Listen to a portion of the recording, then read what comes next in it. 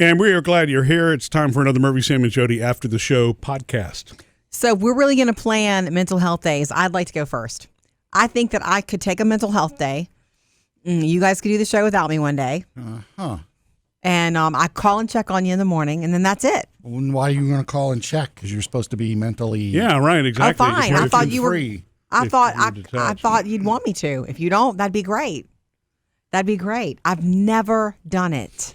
And maybe it's something that's more new-ish, right? I mean, in our culture.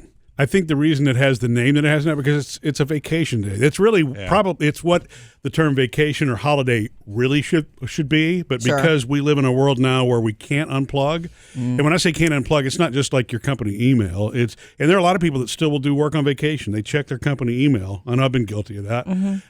But the other thing is it's social media. To me, the mental health day is unplugging from anything that captures and draws you into a place where you're going to be stressed. Right. And you just do the things that you enjoy doing, like a hobby or something like that. Or if you're in a situation, this is not playing devil's advocate, but there are some people who never have an opportunity to check those sort of things. Like I have a friend who's a nurse. We have a family member, Christy. She's a nurse. Yeah. She's not checking social media all day. She's on her feet all day checking on human beings. Yeah. So for her to disconnect is to have some me time, and maybe it's some screen time. You know, so it just depends on what you do so much of that you need a break from for your own mind. Yeah, it'll mean different things to different people. Right, totally. You were saying when we talked about it earlier, Sam, that you'd be bored after 20 minutes.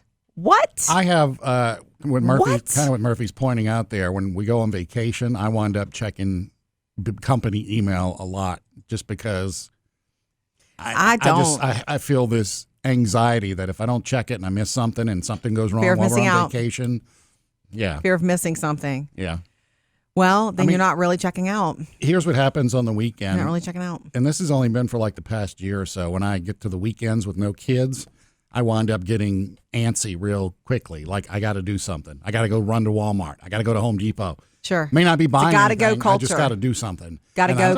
And I think it may be because of, Monday through Friday, you're on the treadmill going. You don't know how else to be. Right. I think that's healthy, though, because, and again, it's going to be different for everybody.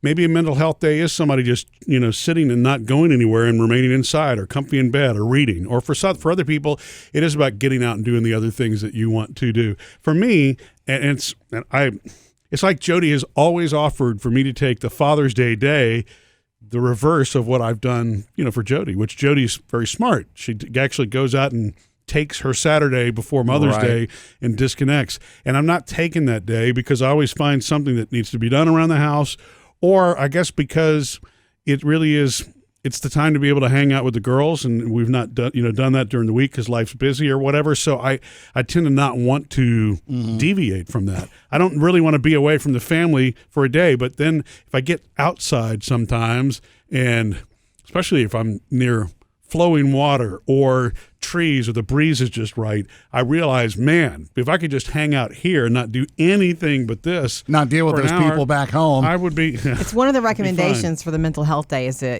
get in nature.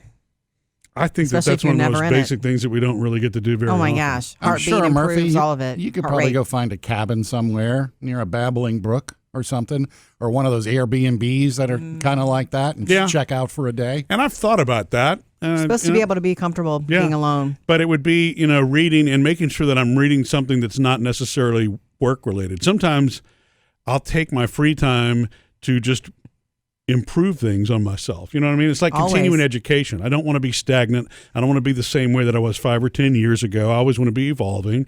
And so I tend to use my free time that way instead of just disconnecting. I think that if you're being really honest with yourself, and this is for every single person, if you're being really honest with yourself, you know what your mental health day needs to be. Yeah. You know where you're lacking, and you know where you're overdone. You know what you do too much of. You can feel it. Yeah. You can. And so you just have to make it happen. You have to do the opposite of whatever that is. If you're inside all the time taking care of people, maybe you need to be alone. If you isolate more often and you have a job that's only in front of a computer, maybe you need to connect with people. That's something that feels really good to as much connecting as we do. What we do is together all the time, constant. I still enjoy always enjoy spending time with like Jodi, my girlfriend. I mean, it always makes me feel happy, to just talk with her. Yeah. So, if you are really listening to yourself, your inner voice, you know what you need. You just have to actually do it instead of being a slave to the habit. Yeah. That makes sense. And if you're in the the working mom situation or the working dad family situation and all that, the relationship is much healthier when everybody else supports that. You know what I mean? When they understand that. Yeah. Unfortunately, I know that there are some relationships where there's the spouse gets questioned about, well, why would you want to do that on Saturday or Sunday? And because you're human, right? And that's a typical thing, and it's hard for women, working moms, to even articulate it. And somebody said it to me once, and I remember thinking, oh, that's a light bulb moment. That's a big moment. She said, you need some time where nobody needs you. You need to go and be somewhere where nobody needs you. Your husband, work doesn't need you. The kids don't need you. Somebody's not calling you to answer this question. And especially if you're in that spot in your life with so many people in our place you're taking care of kids too. And you're also maybe taking care of parents a little bit too. Yeah. You are split in a million different directions. So you need to be in a space, even if it's just for one afternoon or day, where nobody needs you. It's called Vegas. Well, that's a good getaway. I suppose have to be for anybody that's in that situation, like you said, Jodi, where you're doing kids and taking care of an ailing parent or an older parent, just a mental health half hour or hour is better than nothing. Yeah. You know what you need. You may not be able to take a whole day and get away, and if you can schedule it, you probably should do that so you really take a break from it. But but I don't think any of us are really. Well, I say any of us. I'm not a very balanced person. So I'm not really good at saying I'm going to take this hour to do, nothing. What I mean by nothing is not just sitting around trying to figure out what to do, but actually sitting outside and reading, or sitting outside and just soaking up the air, or being quiet, or something. It's important to sometimes do nothing. You do need it. Yeah, and going back to kind of what I said earlier, I think the fact that we are so overscheduled and multitasked or whatever we are these days, it makes it harder. I mean, speaking for me personally, for me to sit, how much I love my patio. Yes. I love just sitting there and staring and doing nothing. That's good. But there's times in the past year, after about 15 or 20 minutes on the patio, it's like, all right, what's next? Okay, I got to, maybe I'll go watch some TV. It's just like, I feel like I got to do the next thing. Is that a feeling or a habit? Because if it's a feeling, it's probably incorrect. I mean, you only you can know that, but don't let the idea of what you should be doing enter into it. Well, no, there are times I sit there and argue with myself. No, I want to stay here and stare and do nothing. And it's like, yeah, but you could You could get so much done. Exactly. I know. I feel that's a very common struggle. The trickiest thing is knowing to ask yourself why you're feeling that way, and then actually be honest with yourself. So, it's very difficult to do. Okay, so sometimes you really don't know why you're feeling that way. But if you stop and ask, okay, why is it that I want to do this? And look, if the truth is, well, if I don't do it now, then I won't be able to relax tomorrow. Or if I don't do it now, then this is what's going to pile up. And then, you've got your answer. But if it is, like Jodi said, habit, which we all do. The three of us, when we take vacation, think about it. It takes me almost 4 days, or maybe even more than that, to finally get to a place where I feel like I'm